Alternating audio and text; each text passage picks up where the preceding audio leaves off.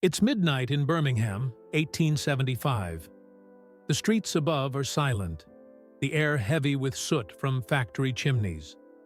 But below ground, in the damp stone cellars of the city, the real fires are burning. In a room lit only by the orange glow of a coal oven, half-naked men heave sacks of flour onto wooden tables. The floor is black with dust and sweat. The air is alive with choking powder. You can hear the rasp of lungs straining, the thud of dough against wood, the hiss of steam bursting from the ovens. This is not a factory. It is a bakehouse, the engine of Britain's industrial hunger. By dawn, these men will have produced hundreds of loaves.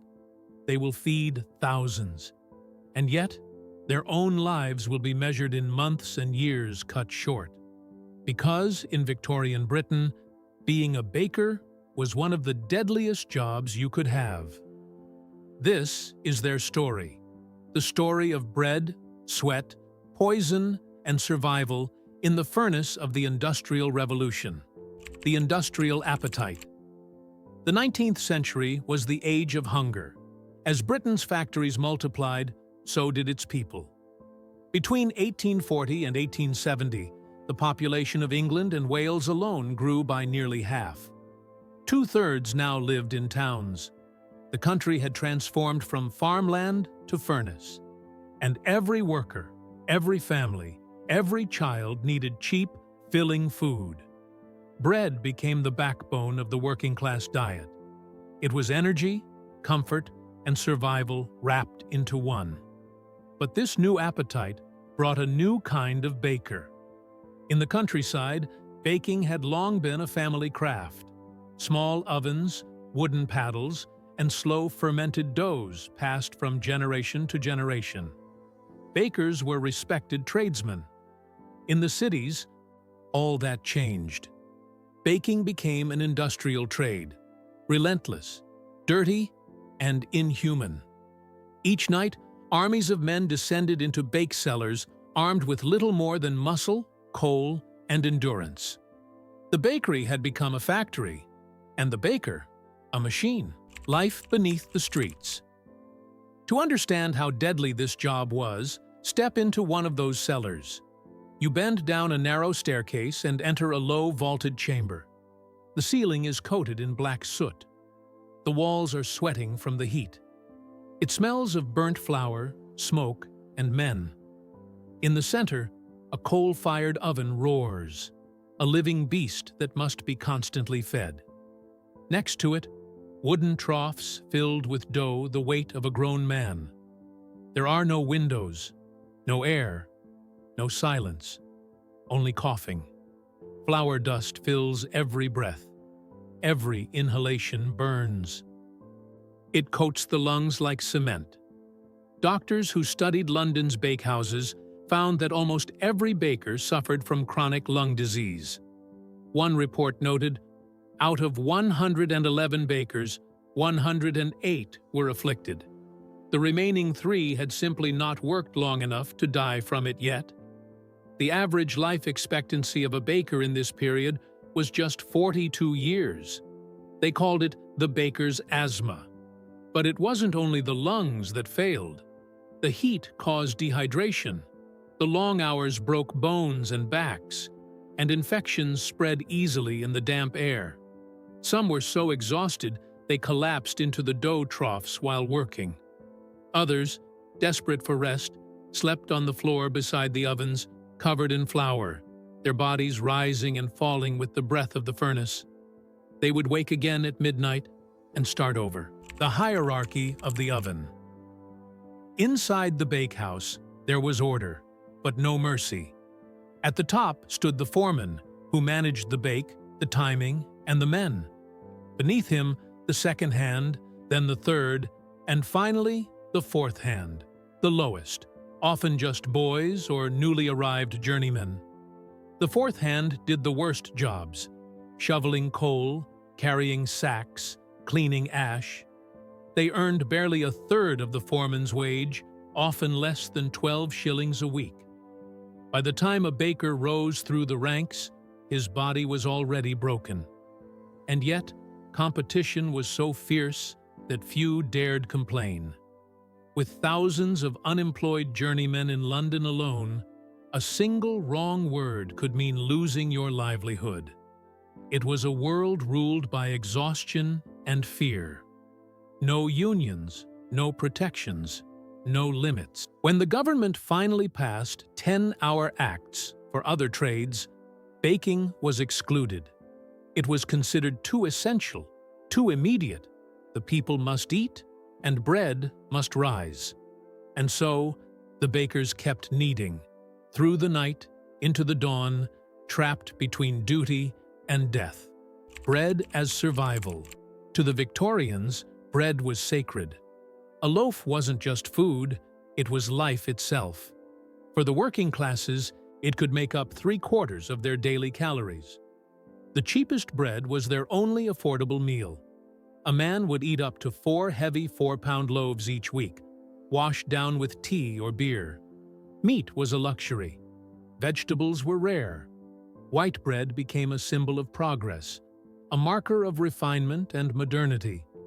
Even the poorest wanted it. But white bread was stripped of nutrients. The rich could afford variety.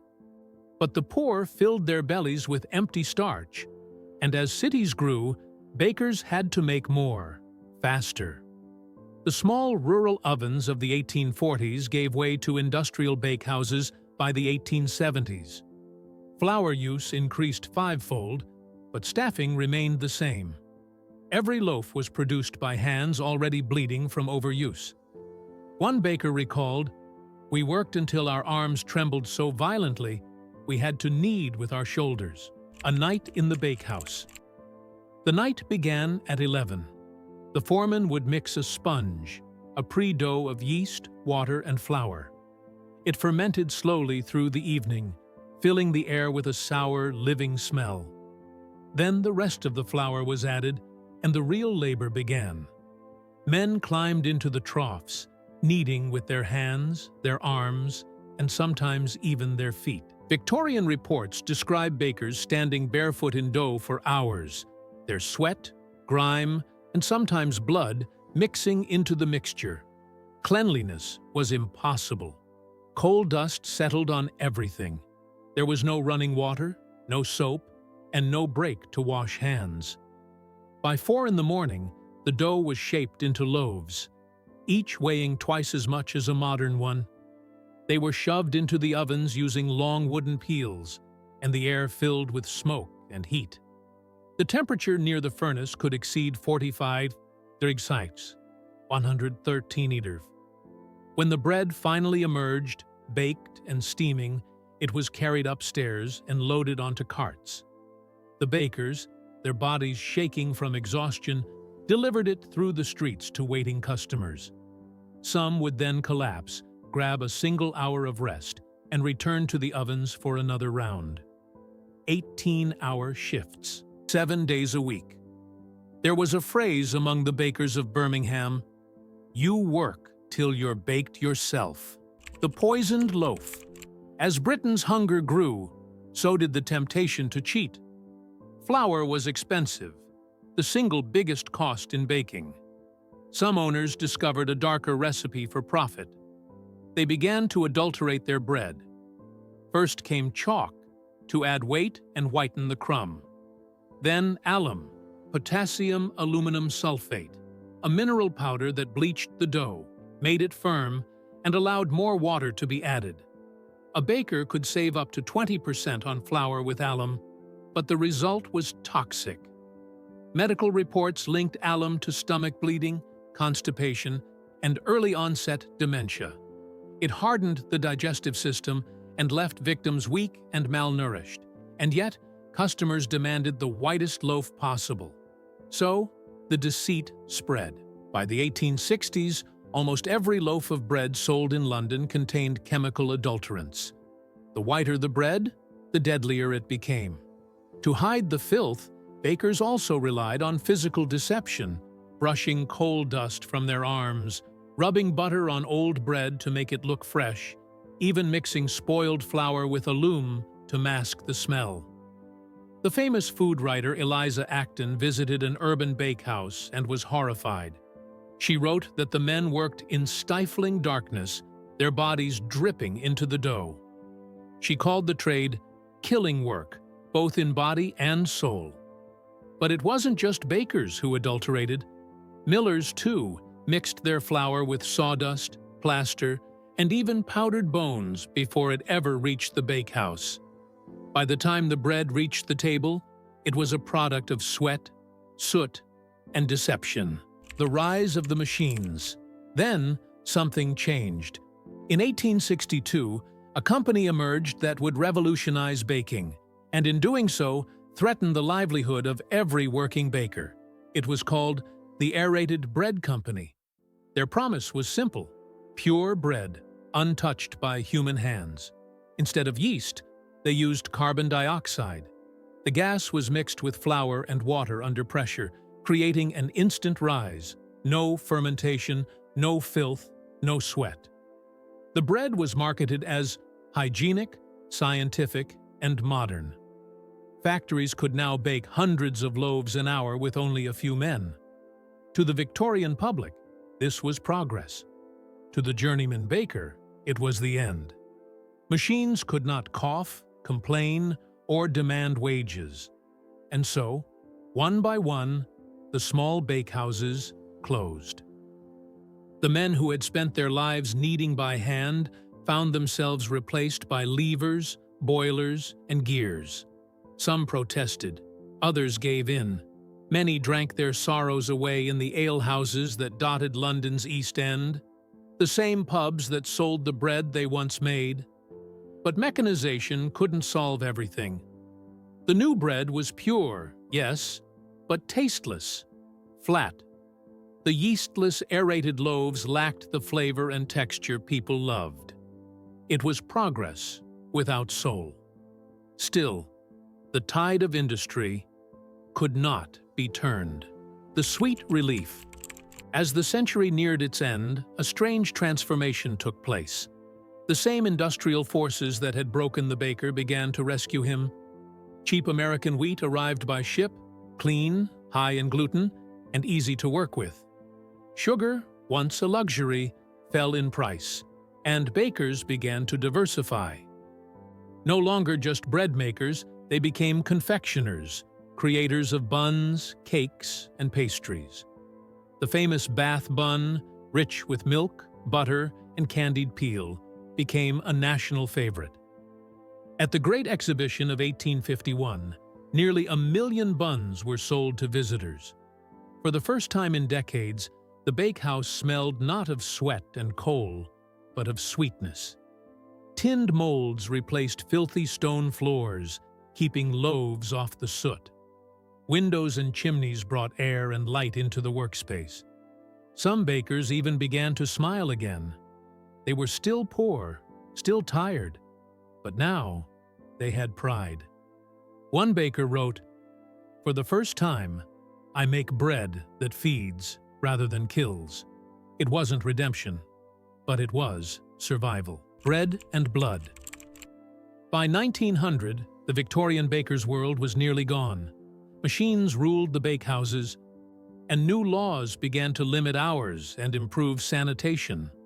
But for thousands, it came too late. Generations had been consumed by the industry they built. Many died young. Many more lived crippled and forgotten. Yet every loaf on every British table carried their legacy. The coal dust of the 1850s, the sweat of the 1860s, the alum of the 1870s. It was all part of the price of progress. Bread built the empire, and the bakers, unseen and unnamed, paid for it with their health, their youth, and their lives. Even today, the language of the bakehouse survives. Earning your bread, breaking bread, our daily bread. Phrases born from labor, hunger, and endurance. But behind them is a truth most have forgotten: that the bread of comfort was once the bread of suffering. The legacy of the bakers. When Queen Victoria died in 1901, a new century began. one that promised comfort, order, and modernity. Electricity replaced coal fires, steam gave way to steel and gas, and the bakehouse, once a place of torment, began to fade into history. Yet the ghosts remained. Walk through the streets of London, Manchester, or Birmingham today, and you'll still find traces. The bricked-up cellar doors that once led to underground bakehouses, the faded painted signs on old walls reading "Hot Bread Daily," and the soot-stained chimneys that once carried the smell of scorched flour into the sky. Few passers-by notice them. Fewer still remember what they meant. But those basements were the beating heart of industrial Britain. They fed the workers who built the railways, the miners who powered the factories, the mothers who stitched the empire's clothes. The baker's craft, humble and unseen, sustained every other trade. And while progress erased the soot, it never erased the cost. The diseases that killed them taught Britain its first hard lessons about food safety, labor rights, and public health. Their suffering forced reforms that still protect workers today. The first sanitary inspections, the earliest labor time limits, and the foundations of modern unions. Each reform was paid for in flour dust and blood. The Victorian baker may be gone, but his legacy remains every time a factory worker gets a lunch break, every time a food label lists ingredients, every time an oven hums clean and electric instead of roaring with coal. So when we speak of history's great builders, kings, inventors, generals, we should also speak of the bakers. The men in the cellars, the ones who fed the empire, even as it consumed them. Their story isn't one of glory, it's one of endurance, the quiet kind that keeps a nation alive, one loaf at a time. So the next time you smell fresh bread, remember the men who worked in the darkness to make it possible. Men who mixed dough with their bare hands until they bled. Men who inhaled flour dust until they could no longer breathe. Men who fed a nation while starving themselves. The Victorian baker's life was short, brutal, and forgotten, but his labor helped build the modern world. Every loaf we eat today carries a trace of that history, of the heat, the hunger, and the hope that once lived beneath the streets. If you've ever believed progress comes without sacrifice, look again at the bread on your table. Because in the age of empire, even the simplest crust came baked in blood.